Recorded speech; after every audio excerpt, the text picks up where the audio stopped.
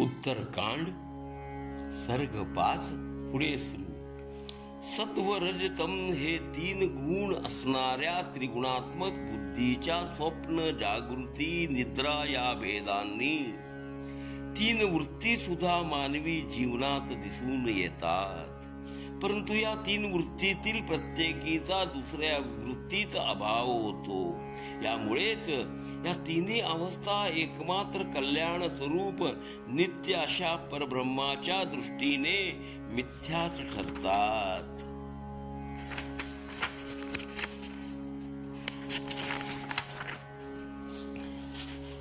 देह, इंद्रिये, प्राण, मन आणि चेतन आत्मा हे एकत्र आल्यामुळे बुद्धीची वृत्ती सतत बदलत राहते.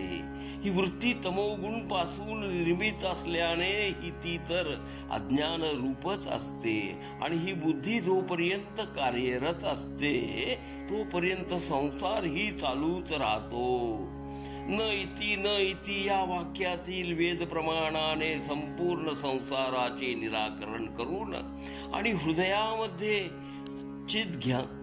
चिद्घनामृताचा आस्वाद घेऊन नंतर ज्याप्रमाणे एखादा माणूस नारळातील पाणी प्राशन करून झाल्यानंतर नारळाचे वरचे कवच फेकून देतो, त्याप्रमाणेच जगाचे सत असे सार असणारे ब्रह्मप्राप्तीनंतर साधक मुमुक्षाने संपूर्ण जगाचा त्याग करावा.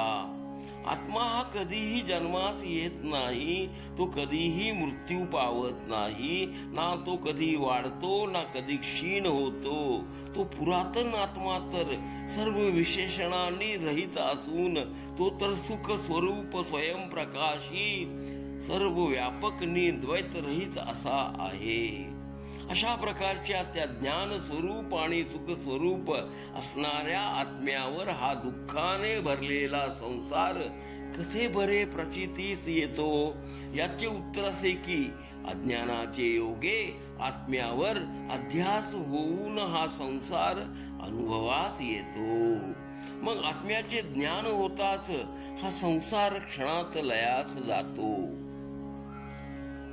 कारण ज्ञान आणि अज्ञान हे संपूर्णपणे परस्पर विरोधी असेच आहेत.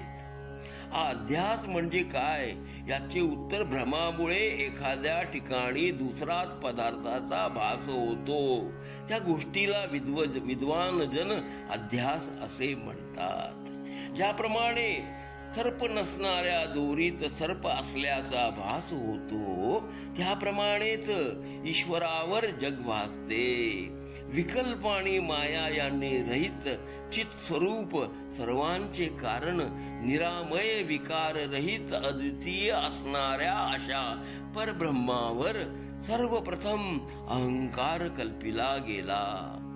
हाही अध्यासच की आहे.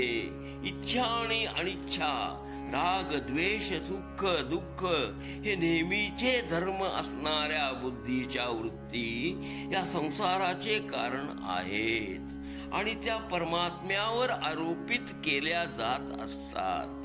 कारण निद्रा या अवस्थेमध्ये त्यांचा अभाव झाला असताना सुख स्वरूप असा परमात्मा आपल्या अनुभवास येत असतो.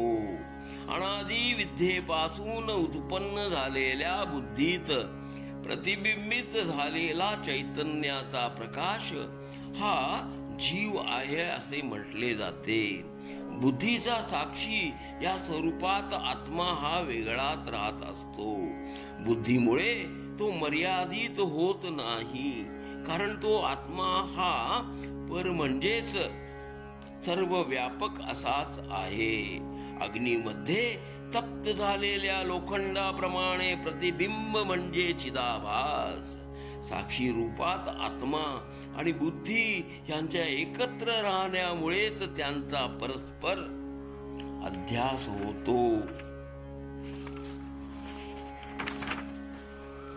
त्यामुळे चिदात्म्याचे चेतनत्व हे मनावर आणि मनाचे जडत्व हे चिदात्म्यावर भासू लागते. गुरुकडून किंवा वेदवाक्यावरून आत्मज्ञानाचा अनुभव आल्यावर आपल्या शरीरी असणाऱ्या उपाधिरहित अशा स्वतःच्या आत्म्याचा साक्षात्कार करून घेऊन आत्म्यावर प्रतीत होणाऱ्या सर्व अनात्म गोष्टींचा त्याग करावा. मी प्रकाशरूप अजन्मा अद्वितीय नित्य प्रकाशमान अतिशय निर्मळ शुद्ध विज्ञान घन निरामय क्रियारहित आणि पूर्णपणे आनंद स्वरूप आहे. विकाररहित असणे हे माझे स्वरूप आहे. मी नेहमी मुक्त आहे. माझ्याजवळ अचिंत्य शक्ती आहे. मी अतींद्रिय ज्ञान स्वरूप अविकृत स्वरूप असणारा आहे. मी अनंत अपार आहे. वेदांचा अभ्यास करणारे वेदवेत्ते रात्रंदिवस आपल्या हृदयात माझेच चिंतन करीत असतात.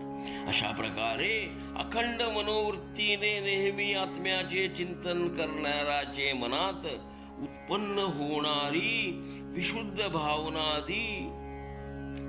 भावना ही त्वरित कारकासह अविद्येचा नाश करून टाकते.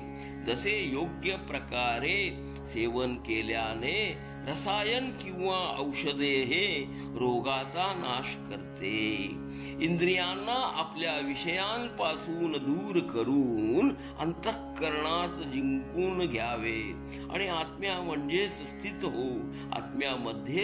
होऊन इतर कोणत्याही साधनाचा आधार न घेता शुद्धचित्त होऊन विज्ञान दृष्टीने फक्त आत्म्याचेच चिंतन करावे.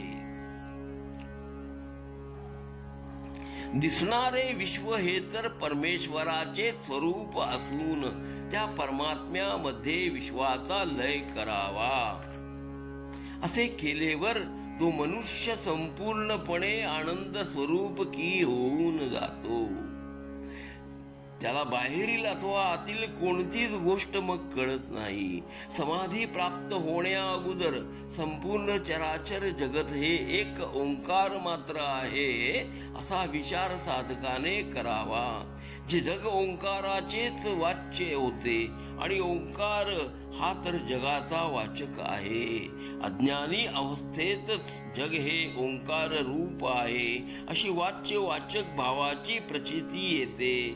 मात्र ज्ञानप्राप्तीनंतर एक ब्रह्मच काय ते उरते.